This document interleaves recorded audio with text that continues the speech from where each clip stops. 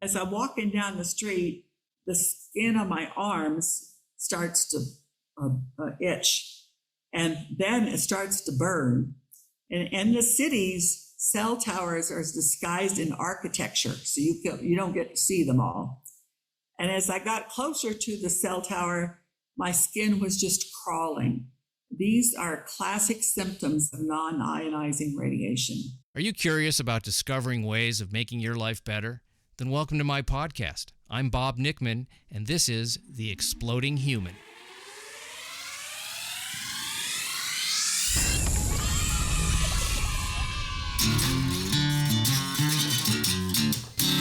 Listen in while I talk with all kinds of people in the fields of personal growth, health and healing, alternative therapies, psychology, spirituality, environment, and the future. I'm looking for those answers that make life better for everyone. You'll meet cutting-edge practitioners, doctors, artists, filmmakers, business people, and those who have overcome challenges. The brave, the curious, anyone who's out there helping us humans to explore, expand, and explode. Hey, welcome to The Exploding Human. My name is Bob Nickman. My guest today is Beverly Jensen, Ph.D., and we're going to be talking about electromagnetic radiation, EMR, and how this affects human beings and what we can do to mitigate some of the effects. We're going to be talking about cell phones, cell towers, routers, and even screen time on cell phones, particularly as it applies to children. Beverly gets into some of the research that's been done on the effects of electromagnetic radiation, some of the groups that have sprung up to deal with educating and changing and creating legislation around electromagnetic radiation. It's an important topic that needs to be discussed, and that's what we're going to do today. So let's get into it. This is Beverly Jensen. Good afternoon, Beverly. It's so great to meet you. You're in Mexico. I'm in Los Angeles. We're going to talk about electromagnetic radiation because it's really more of the R word than the F word. Yeah. Which is fields, I think. Well, it could be fields or frequencies. Yeah. Kind of depending on what you're talking about. But like you said, the most important thing is that we understand that it's radiation.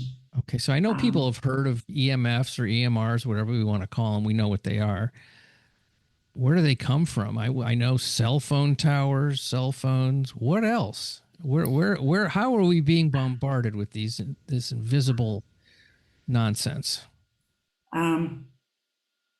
Probably the one that causes, I don't know, depends on how you use your cell phone. But in the home, probably the worst offenders are the smart meter if you have got one on the outside of your house, because it sends pulsed frequencies several times a second. It's horrific because pulsed is much more harmful than unpulsed. Yeah, I do have a smart meter. It's at the way at the back by my garage. It's fairly decent distance from my actual home, but everyone's got them. They replaced all the old meters with these smart meters that beam information up to a satellite. Is what I understand. That's how they know what you're using and how much to charge you. But it's really more a matter of surveillance of what you do, what's in your house, what you're doing. So it is possible, if you haven't got one at the house, to argue with the electric company and keep the analog. Sometimes you can get, if it's already installed, you can have them remove it and pay some small fee to go back to the analog, because no matter where it is, whether it's right outside your front door or in the garage, it's still emitting those frequencies, and that means that it's picking up frequencies from in the house, and that just creates a whole environment in the house of EMF, of frequencies. Inside the house, the worst offender is the router, and in every home I've gone into, except one, where the router was in the bedroom, which is even worse news, the router sits squarely in the living room next to the TV. And what you need to do, I think the first step in the list of how to protect yourself is to remove the router to the least used room of the house. That cannot be a bedroom, but remove it and shield it with a shielding cloth, or you can get a roll of aluminum screening at the hardware store for $10. Wrap that around it 2 or 3 times and reduce the radiation by over 90%. And then you put a $10 timer on it so it shuts off automatically an hour before everybody goes to bed. So that is the first thing you can do to reduce radiation in the house. The next area to address is your use of the cell phones. And I think this is more of a lifestyle change, and this is probably harder to do. And if you've got a family with young teens, this needs to be a family discussion, and everybody needs to get on board to understand what is the effects of all this radiation, and the effects on our mental health due to spending 5-7 hours a day on social media or screens doing some things. We need to have family discussions to agree on how we're going to reduce that, how we're going to change the families and our individual behavior. So what are you, what does research show the effects of all this radiation are? And I guess different people would be affected differently based on their biology and genetics. Mm-hmm. What are you seeing as the big, and obviously this is another thing, is let's talk about children, because children are more sensitive to everything, babies and children. So what are some of the effects that research has shown, and why should people be scared? Or not scared? Why should people be cautious about this? Well, there's more research coming out every week globally on the effects, and I think by now it's getting into the general population's sphere of knowledge of the mental consequences to mental health, particularly of young teens. It causes, let's just step back and look at how they're supposed to develop. And in the first 5-6 years, it's physical, the nervous system, the brain is developing, and they're learning how to interact with other people. And how, in other words, how to become social beings. And this is the focus between ages 6 and 13, is learning how to read each other's emotions and how to relate. And I'm always dumbfounded when I come across a college class on how to understand emotions, that this is being taught at college levels. I actually know someone whose brother is a consultant for Google, teaching the techies how to talk to human beings. Oh man, that's depressing. Oh, it is very depressing. And then it gets worse. There's actually a robot for sale. First price I saw was $1,500. This robot will be your child's best friend, and it will teach the child emotions and how to express itself. And I'm thinking, but I've seen it on sale now for $750, this robot. So if you don't have the time, I guess, to spend with your child and teach it how to interact with human beings yourself, and put it into environments where it learns play with other children its age, then you can buy this robot for $1,500. It's very sad. The bizarreness of that is it doesn't make any sense, because you're having a machine teach a human how to be human. That's bizarre. Yes, I know. I mean, there's nothing about that makes any sense whatsoever. It just smacks of parental laziness and Yeah. An unwillingness to do what they signed up for, which is to raise a child. Very strange. Yes. Very It's strange. very, very strange and But the very price is depressing. coming down, which means it's not selling, which is also a good sign.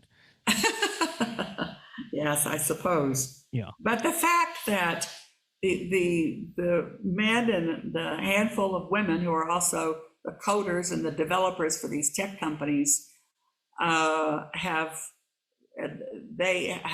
the company brings in consultants to teach them how to talk to human beings. It's a very sad statement on what's the consequence of spending so much of your time and your energy and your life on these devices. Well, yes, that's very true. And I have to confess, I do way more time on that than I should. But we didn't start this until 15 years ago. No, the problem is the young people who are growing up on it. Right. They don't know anything different. That's right. Yeah. It's this comes up a lot on this show, the effects of being online and social media and all that. It comes up a lot, and people are very concerned about it, as they should be, because it does make for a disconnect. The thing about it that's really scary to me is that there's an addictive quality to it. There's an almost like you feel naked, when you leave the house. Oh no, I forgot my phone. Well, when I was growing up, we didn't have a phone to leave the house with. Yeah. An answering machine was like this thing that was like, oh, did I miss a call? I might have missed something. And what's there to miss, really? I mean, not much. So, it's progressed to where you have to have this immediate connection via electronics rather than a human connection. I mean, I guess it's somewhat human because you're talking to another human being, but but there is this addictive quality, like you feel like you might be missing something. And the idea that what are you missing, really? You're missing immediacy. That's what you're missing. You're not really missing anything important, because if it's important, it's going to happen no matter whether you have a phone or you don't have a phone. They've designed it that way. It's to give you enough little perks to keep scrolling. Keep scrolling. I get it. I was on a tour bus in Malta a couple of years ago. There was a gal in her 20s standing we were on a small bus going from A to B, and she was standing with 2 phones in her hand, and they were right by my head, so I had to tell her to move those boxes of radiation away, and her response was, "These aren't radiation. People don't even know." No, they don't. You don't think about it. No. Yeah. Well, nobody's let them know. Well, I wonder about, with all the different invisible types of vibrations that are going through the air and energies and artificially constructed things, by man, how much the biology of any person's body is affected. I mean, there's nothing to measure it against, because there's like no purity without it almost anywhere. This is my theory, is that if you were to take somebody from, let's just say 1850, before all this stuff was happening, and you dropped them here in 2025, they would probably get sick pretty fast. Not from a virus or a bacteria or any of that, from what we're talking about, from these. I would think. Oh, absolutely. In fact, that's what the flu epidemic of 1915, 1918 was about, was when the world became electrified. That was the cause of that pandemic across the world that killed millions of people. Why is that? Well, Arthur Furstenberg wrote a book about this, and it's the history of electricity. And if you took somebody from 1850 and dropped them in here, they probably wouldn't last very long. So did the electricity create a compromised immune system in people, and so it spread because of that? When we weren't used to it at all, it was a shock to the whole world. Well, we're here. And there's no turning back, it seems like. So, I mean, But you've raised a good point, though, that the amount of radiation, because sometimes those, I call them the telecom shills, will talk about, well, there's radiation naturally in the world, so Well- this is just, a little bit more. It's 18 quintillion times the amount of radiation in the natural world, and we are not going to adjust to it. It is impacting every cell in our body, and this brings me to the foremost two statements of my whole mission here to teach parents to be aware of this is that, number one, we are electrical beings. I mean, every cell in our body is directed by electrical impulses from the heart or the brain. And number two, this is what my dad taught me, and he was an engineer developing this satellite communications technology in the 1960s. He was working for the U.S. Army Signal Corps. And the tools in his workshop were an oscilloscope and a Geiger counter. And every time I wanted to visit that workshop, he would say, if a device sends radio signals and receives radio signals, it's dangerous. Keep it off, stay back.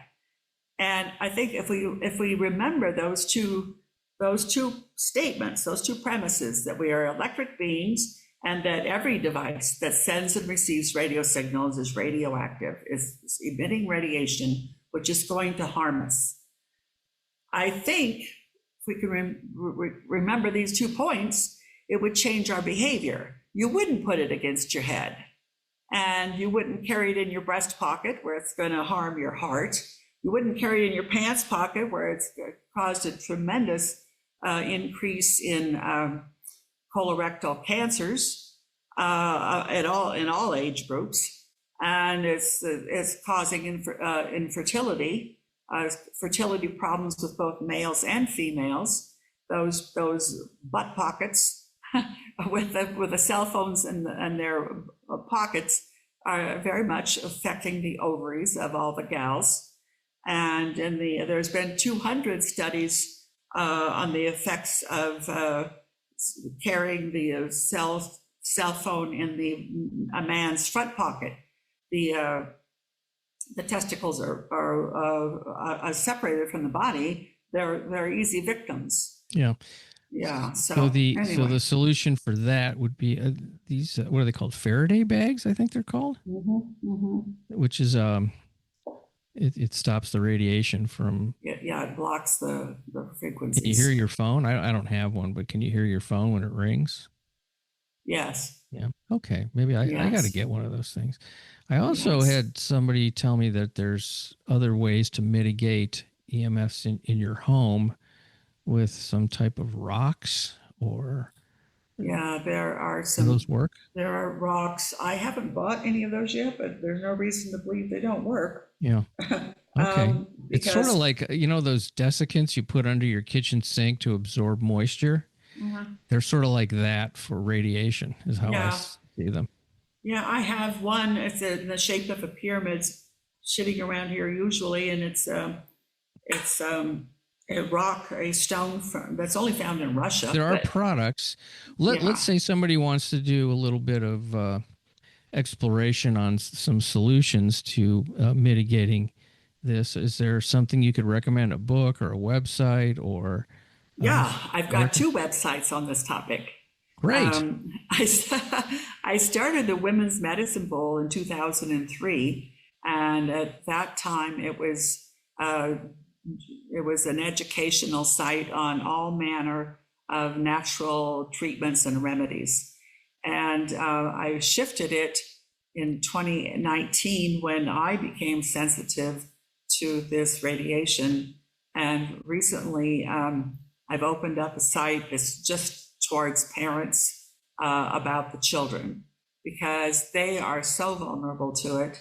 Their skulls are thinner. Their nervous systems are just developing. And let's talk a little bit more about this, because they're the ones who need the most protection. And it actually begins in utero. Physician scientist in Kaiser Permanente in the Oakland office, who's done a lot of research on pregnant women and the fetus. What's the effect on the fetus of using a cell phone, having the computer, God forbid you put set the laptop on your abdomen. And they found out there's a dramatic effect upon the fetus, and especially the last trimester, and then the first several weeks after birth are very critical times when all devices should be kept away from the mother and from the child. Then they've found that the American Pediatric Association has advised that the first 2 years the children have no devices around them, and they're certainly not given any devices for entertainment, which is something that's happening quite often. Yeah. But what's happening is that the frequencies from these devices is affecting the part of the brain where the intellect develops and where language develops. Then they've studied the children after a few years who were exposed to this, and the parents haven't been told. The telecom doesn't want us to know the effects of this, and so the parents are not to blame, except when they are just being negligent, and they are to blame. But they haven't been told what's the physical consequences of this. So the Pediatric Association says from ages 3 to 5, they could have an hour a day, but only sitting with an adult who talks to them and helps and translate what's going on the screen, so that you're not giving the child a device and telling it to sit over there and be quiet.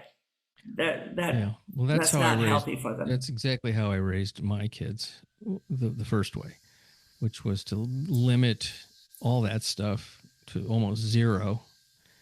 And when they were in front of perhaps a TV, I would be with them, and because I was worried about it then. I mean, my kids are grown up, but this was 20 to 30 years ago. I was already doing this because I thought just information wise, I didn't want them being exposed to stupidity. Without me going, that's wrong. Without you there to edit it. Yeah. I did the same thing with my kids. Yeah. And I also found out that during commercials, I made them stand up and do jumping jacks to release all the stress and energy, because if they didn't do that, by the time the 30-minute show was over with, they were ready to just fight with each other. So yeah, that's what I loved. You know what I loved for my kids? It was Mr. Rogers, because there was no histrionics. It was just human kinds of things that he had the puppets and stuff, but it was very sort of gentle and kind, and he would have people on that were interesting that he would talk to about what they did. And so I sort of like that more than certainly cartoons. He was a national treasure. So, yes, absolutely. I think probably, it's stuff, it just sort of, because of the tenaciousness of it and the amount of money behind it, it sort of gets amped up over the years and becomes more mainstream instead of an oddity. So it's really, permeated the culture in a big way. And so the duty or the importance of a parent being mindful has become even greater than, like, let's say when I was a parent or my parents were parents, when this stuff wasn't even around, other than a TV set. That was about it. Yeah, we didn't have to have the concerns for this. But there's some good signs of developments things are changing a bit. When young teens are asked about their media behaviors, a huge majority of them will say that they're spending too much time on it, and they will say they wished they had not ever seen it till they were older. And so they're aware of that. The parents, this has been some research from the Pew Charitable Trust organization. the parents are saying they wish they hadn't given it to them so early. And, back in 2010, or the earliest years of these phones, we were all excited about them because they gave us so much more flexibility and freedom. And we did not know. We were completely unaware, and I'm not sure that even the tech companies were aware of the physical consequences of this and the mental health. Probably not. So it's become quite a destructive thing. But there's also parent organizations now in which there's a Facebook group. The last number I saw was over 100,000 parents. It's called Wait Until 8, that the children get no tablets, phones, screens, other than what they have to do at school.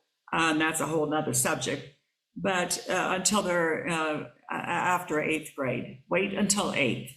And that's a very good sign. And another one is called Saving Childhood.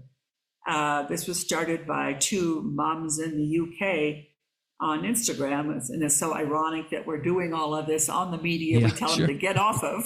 Well, it's the best way to reach people, I suppose. That's the only way to reach them. But if they become aware of the, managing it, just being careful of how and when and how much time you spend on it. Anyway, within 2 months, the two British mums had 60,000 mothers join them. And the point is that with these devices, they are not learning to be kids. They're going to need that robot. And they're not getting physical exercise. They're not outdoors and connecting with nature, and even when children come over to play, they bring their devices and they sit in the room in a row, everybody playing on their own screen. That's not social interaction. That's not real play. It's not healthy. But they're recognizing that. More parents are, and so are the children. So yeah, I hope so. There's hope. Yeah. Now, you said you had some personal issues with this stuff, which and I'm assuming that's what got you interested in this. Well, like I said, I was aware of it all, growing up. And when one of my daughters was commuting on the Washington, D.C. Beltway to the university, an hour each way. So I bought her the family's first cell phone in 1999. And I remembered the rules that my dad said. I said, do not put this against your head, use speakerphone. Do not carry it against your body, and keep conversations short. I wanted her to have it in case of emergency and when she's driving. I did not remember those rules 20 years later, and I sat about 6 feet from a router, probably 8-10 hours a day, 6 days a week. And after 3 months of that, I was sensitive to the radiation, to EMF. And I was in Mexico when I was sitting there, and believe me, Mexican routers are a fraction of the strength, the ferocity that as our American routers. Anyway, after that, I go to Washington, D.C., and where another daughter lives. And as I'm walking down the street, the skin on my arms starts to itch, and then it starts to burn. And in the cities, cell towers are disguised in architecture, so you don't get to see them all. And as I got closer to the cell tower, my skin was just crawling. These are classic symptoms of non-ionizing radiation. And in 2019, it had been 5 years since I had been in DC, and the city had just become blanketed with cell towers and the radiation. So that's when I became fully aware that I was now sensitive to these frequencies. Well, yeah. You wonder how many people are visiting the dermatologist for skin issues, and it's that. And it's not anything but that. I don't know what the percentage would be. But that will not be your only symptom. You'll get severe headaches, which will disappear when you leave the area. sleep problems are endemic. And that's because people need to get, this is another rule that everybody should learn. You need to treat the bedroom as a sanctuary and have no electronic products in the bedroom. Mm-hmm. And that certainly means not charging your phone on the nightstand. Get a $10 battery operated clock for the alarm clock and get the phone out of the bedroom.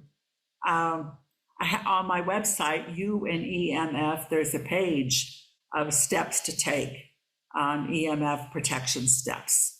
And that's something that everybody should look at and talk, and includes the family discussion on how are we going to manage this? How are we going to take control? I had a guy on this show, I don't know, about a year or so ago, and he was telling me he lives he's kind of got a rural home. And he said when people come to visit him, he shuts everything down at night. It's just not on. All Wi-Fi, everything, it's just off. Mm-hmm. He said every single person that stays there said, I've never slept so great in my life. Not in the last 20 years. Yeah. So he hears it all the time. Yeah. I mean, some of it's the quiet, but I think a lot of it is what you're saying. Yeah. It shuts off the electrical energy, which is just impacting us. Yeah. I wouldn't be surprised, and I have no research on this or evidence because I haven't studied it, but I have known of just in my personal life an increase in people I know that have gotten brain cancer. Mm-hmm. And I would imagine, because like when I don't hold the phone up to my ear, I haven't done that, I don't think ever, because it bothered me immediately when I did that. Mm-hmm. But when I did, I felt queasy. Like my head felt kind of off. Like, this is weird. I don't like this. I'm kind of, like I'm disoriented a little bit. I'm aware, but I don't feel right. Yeah. So yeah. I've always kept the phone away from my face or my ear. I won't do it. It's just, I can't do it. I physically just won't let it happen. It's kind of makes me sick. So, but there are plenty of people that are doing that. They're holding the phone up to their ear. And, I mean, I don't have anything other than just my own experience of feeling bad. Well, I can tell you some information about that. In 2018, the National Toxicology Program released the studies of a multi-year study they have been doing on the effects of the radiation on lab rats. And it's interesting, these critters, they have very much very similar genetics and behaviors as we humans do. So they are very good test cases. And they found in this in the study that a particular type of fast, aggressive brain cancer was a significant increase in that brain cancer among these rats. And also heart schwannomas, which is a similar stress on the heart. And right after, within a few weeks of the National Toxicology Program releasing those figures, the institute in Italy, they had done a similar study for 2 or 3 years with 2,500 rats and had the same results. This particular brain cancer, I call it the glib tumor, because it's similar to that word, and it means you've been talking too much on your phone. And it's a very aggressive, fast cancer that, in fact, the daughter lives in DC. The staffs of both John McCain and Ted Kennedy said their brain tumors were caused by being on the cell phone all the time. Any kind of government intervention and mitigating this stuff, or is there just too much money to overpower any kind of movement toward that? So after those results came out, some government office said, there was, as a result of that, they told the WHO panel to call this a 2B, possible carcinogen. And the Ramazzini Institute said, no, this should be called probable carcinogen, because the numbers were so high. So the toxicology program said that they would do further studies. And then the year went by, another year went by. After 4 years, the planned further studies was just dropped. No comments. There was not going to be any further studies. And this has been the case in the United States for the last 30 years. I mean, there's been very little studies financed by either government or corporations in the US. Mm-hmm. There's just so much money behind it. It's going to be up to the public to make these changes. And right now, there are 50 bills in front of Congress from telecom. They're trying to get more and more control or take any freedom of choice away from the population by these bills. And there's an organization called National Call for Safe Technology. And Odette Wilkins, an attorney in New York City, she tracks these bills and tells the people who sign up for these calls, who they need to contact on what dates for what bills to try and stop this. And it's very effective. The last Congress had 90 bills in front of it. Only 4 of the 90 got passed. One of them was very bad, but they still were not able to wrest out of domestic choice that the erection of any more cell towers. That's what we need to be stopping the most. There's also this notion that we can't stop it. They're just gonna the telecom is just gonna do it. But in fact, I'm in a group of activists, primarily attorneys, who are trying to manage this. And the one attorney who represents many cities in court cases and wins most of them, he said if the city loses the case, they don't get financially wiped out. They don't have to pay attorney fees for telecom or anything else. They just have to erect the tower. But there's this idea that if the city fights telecom in court, they're going to just financially get wiped out. It's absolutely not true. And then this attorney said, I can only win cases when the law is in the favor of the public. So we need the public to be making these phone calls to influence the passage, or hopefully not the passage of these bills before Congress. There's another group organized by Sidney Cox. It's got thousands of people, and we need millions to make the phone calls and have community meetings to tell your neighbors, what's on the agenda down at City Hall, who we're going to contact, and what we're going to do about it. So it's going to be up to the public. There is so much money and power there with the telecom.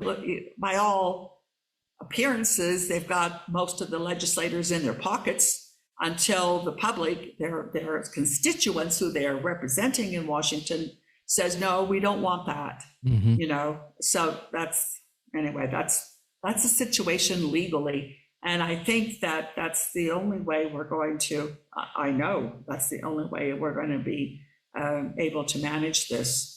It was a Harvard public health professor who wrote the book years ago, and it was the first time he coined this word, the captured agency.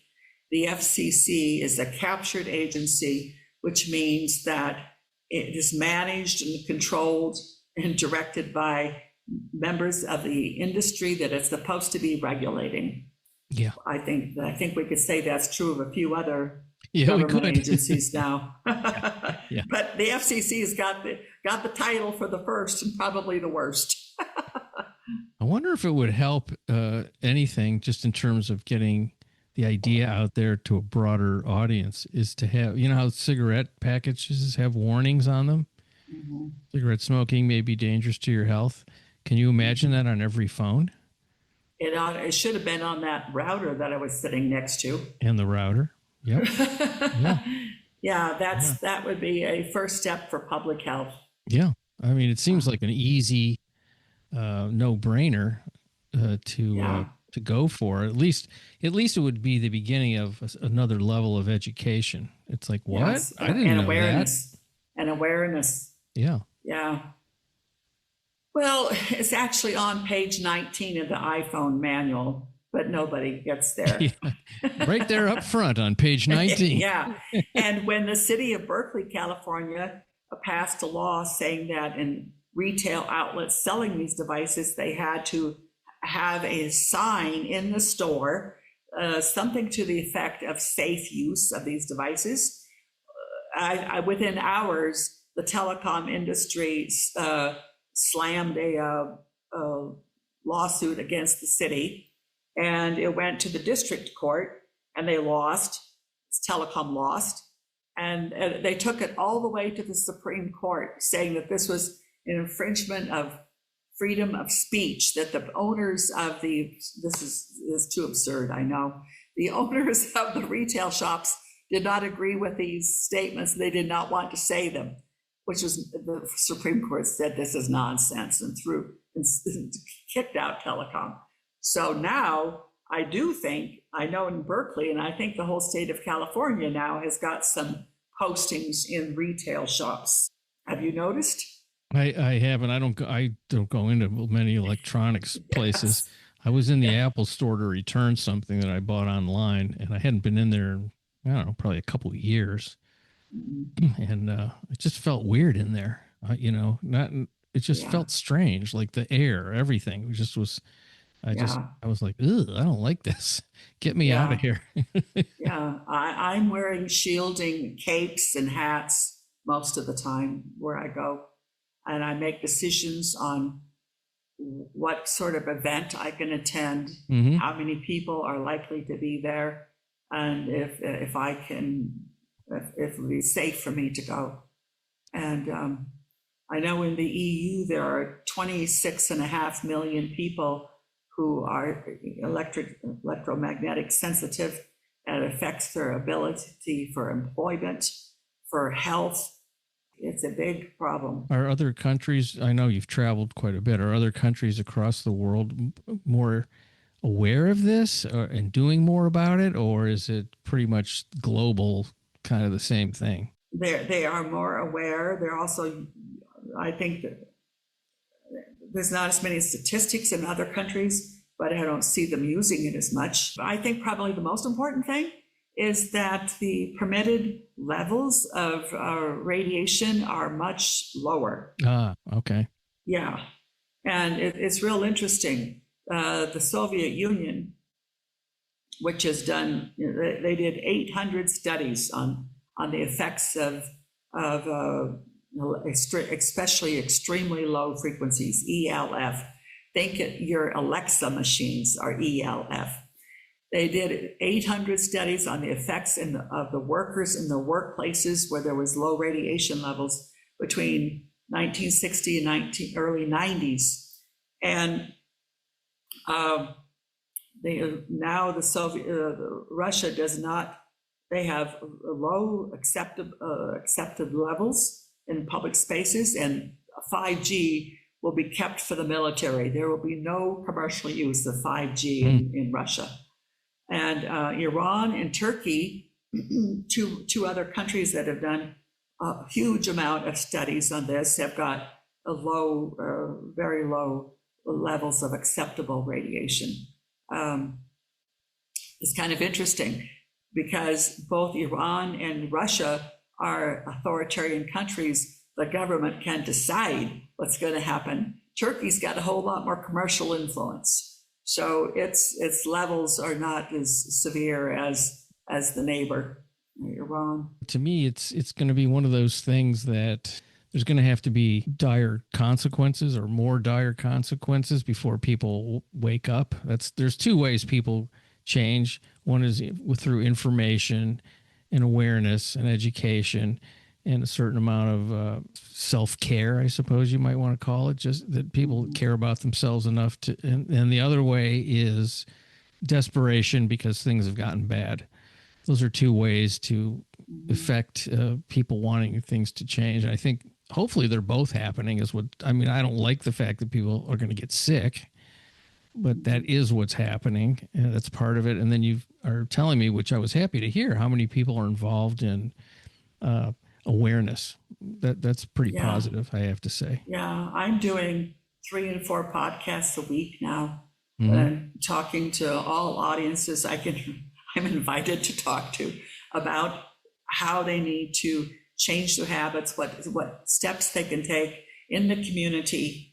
There's a Facebook group called Moms Across America, and I think their foremost drive is about food quality, what's in the food system, food supply, and vaccines.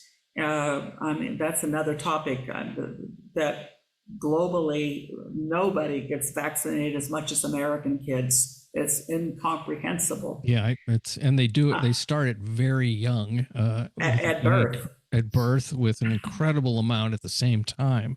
Yeah, not even spaced out. It's very strange that you would do that to an infant. How could you ever permit a newborn to be given an HP vaccine, HB, when that is caused only by sexual activity or drug use? That makes no sense. It's absurd. Yeah, absolutely makes no sense. And yet this has been going on for 15 years without any parental knowledge or consent. Got a relative who's an obstetric nurse. It's the only reason I heard about it. Yeah. Right. Yeah, and you have to certainly they make it seem, and maybe it's gotten more this way, a requirement for school, and it isn't. There's ways to opt out of it, and and people should be able to at least make a decision what they want to do and how they want to have vaccines, if they want them or certain ones administered at what frequency and at what ages. It's like why is that determined by someone else and not the actual parent? And they put some of the things they do also.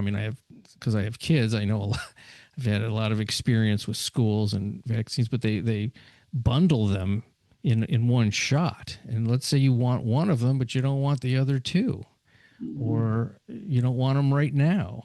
Or one of them causes a reaction that wouldn't happen if they were all put together. Yeah. Yeah. So that's a whole other, to me, a whole other episode of a podcast to talk about that, because there's a lot of information and misinformation about that, and there's a lot of very emotional kind of opinions about that stuff, and I don't think most people know even a little bit about it. It's more like, well, it's what you do. That's really how people look at it. Maybe it isn't. Maybe there's a little bit more to it than just the doctor said. Yeah. My pediatrician at the time, I don't have a pediatrician anymore, but he said that's where he makes the most profit.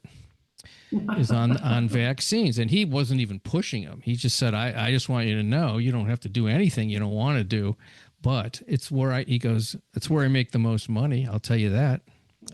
That was pretty straight ahead for him to say that, I have to say, that he did that. But so there's a money motivation too at the expense of a child's health.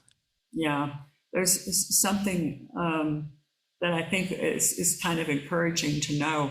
There's been a study of social movements when a population uh, starts to revolt against something that's common in the whole group and wants it changed. Mm-hmm. And this study found that when the protesters reach 3% of the population, there will be a change in laws and a change in cultural customs. Wow.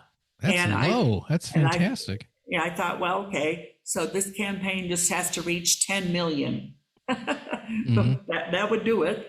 And then we can get some laws changed. And more importantly, probably, is to have behaviors change. The family's behaviors need to change for everybody to be safer and healthier. So that's encouraging. That's hopeful. Yeah, I had no idea it was that low. Come on, people. We only need 3%. Well, I Yeah. really enjoyed talking to you today. What a wonderful topic that's not discussed enough. And I'm glad you're doing a lot of podcasts on this because it's a great way to get the information out to a lot of people.